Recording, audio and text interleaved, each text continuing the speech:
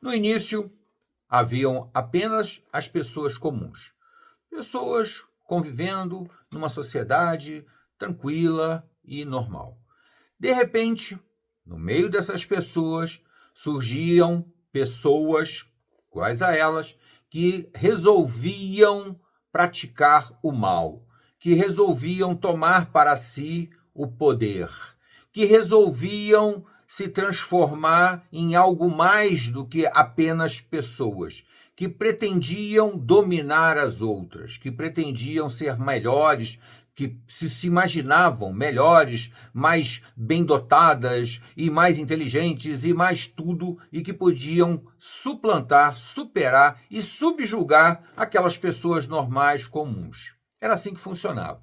Então, no movimento natural, no movimento espontâneo, algumas daquelas pessoas comuns, normais, que viviam ali em sociedade, decidem que não podem permitir que essas pessoas continuem agindo da maneira que acham que deve, subjugando as outras, tá?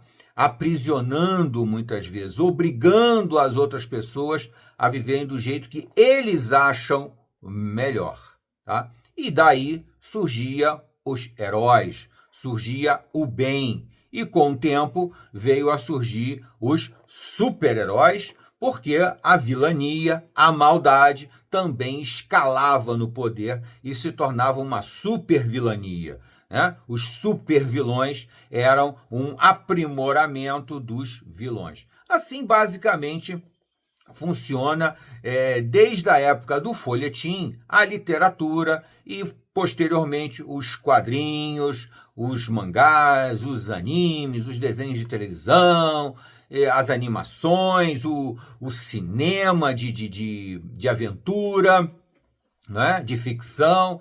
Esse era o processo natural. Mas, a partir dos anos 90, nós tivemos uma grande inversão de valores. E essa inversão de valores, que muitas pessoas pensam que ela surge na sociedade, e na política e, né, na ideologia, ela, na verdade, se instala através da cultura e da cultura pop. O que é a cultura pop? A cultura popular. A cultura que mais se desenvolve com rapidez, com agilidade e que vai entranhando na nossa ideologia alguns conceitos complicados, tá?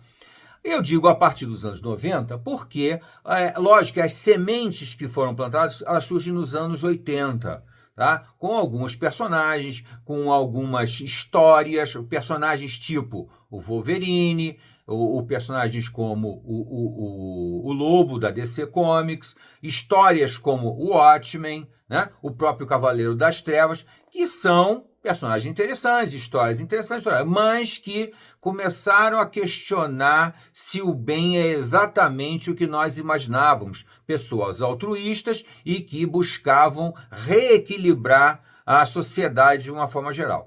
Havia, então, uma contracultura da contestação. E aí, nos anos 90, a coisa se consolida. Se consolida, por exemplo, com um personagem como esse aqui, ó, Spawn. O Spawn é uma consolidação de uma nova ideologia, de uma nova forma de conceber um super-herói. Eu nem sei se o Spawn pode ser considerado um super-herói, tá? Sinceramente, eu não vejo. Eu vejo como um personagem de quadrinhos. Super-herói, nem herói ele é. Porque se você for analisar friamente o personagem Spawn, que já vai aqui para o volume 3 dessa fase mais nova dele, que começa em 2000 e... agora não lembro exatamente, eu acho que é 2010 mais ou menos. Esse personagem aqui, esse personagem, o Spawn, ele é exatamente o oposto do que era o processo anterior. Se você for analisar o Batman, ele é uma decorrência da violência, da maldade que o Bruce Wayne sofreu quando era garoto. Se você for analisar o Super-Homem, ele surge como um herói para combater o mal que já existe, o crime que já está instalado, e por aí vai, né? Se você for observando sempre os personagens, você começa a perceber sempre essa dicotomia. O mal surge e para combater o mal surge um herói que às vezes até é um herói relutante. Ele nem quer ser herói, mas ele precisa ser herói. Ele precisa assumir as responsabilidades. Tem aquela famosa frase do Homem-Aranha, né? Com grandes poderes, vem grandes responsabilidades, que é a epítome disso aí, do você conseguir, de você ter que se preocupar com o próximo, porque você pode agir, você pode interferir. E isso é a base. Já quando se marca, o que marca muito essa transformação, na minha opinião, é o personagem Spawn, porque é um personagem que ele não nasce de nenhum problema, ou de uma contestação, ou de uma vilania que já está expressa, ele nasce no movimento contrário. Não! Ele, na verdade, é o personagem que produz a vilania. Não diretamente, mas ele é um personagem que não quer se envolver, não quer saber, quer resolver os problemas dele. Ele vai para o inferno porque ele era um mau caráter, ele é um bandido, ele era um militar que tinha todas as características do pior militar possível. Era um mercenário, era um cara que praticava barbaridade, então ele merecidamente vai para o inferno. E aí lá ele é mais esperto, ou se acha mais esperto, negocia com o diabo lá, com o Malebolgia, ou Malebolgia. Ele negocia com ele e volta para a Terra. Só que, logicamente, ele é enganado pelo diabo. Aquela famosa história do Fausto, né, do Goethe, que o cara negocia a alma com o diabo para voltar à vida. E, no caso aqui, ele vem para um inferno na Terra, porque a vida dele na Terra se transforma num verdadeiro inferno. Mas ele tenta, na verdade, ser mais esperto do que o diabo. Tá? E daí ele vem para a Terra e com ele vem todos os problemas que ele depois, em tese, vai ter que combater. E não há a menor preocupação dos vilões, nem sei se pode ser chamado de vilões, se o Spawn não é um super-herói, os outros não são super-vilões, né?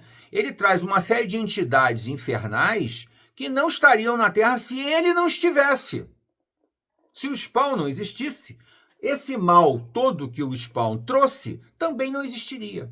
É aquele questionamento que já se fez lá nos anos 90 a respeito do Batman. Porque muita gente disse, muitos teóricos da comunicação analisavam que o Batman, na verdade, provocou o surgimento do Batman, provocou o surgimento de todos aqueles vilões clássicos dele. Existe essa tese de estudo de que o Coringa, o Charada, o Pinguim, Duas Caras, quem você quiser aí do universo Batman, surgiu não para fazer o mal, mas para combater o Batman.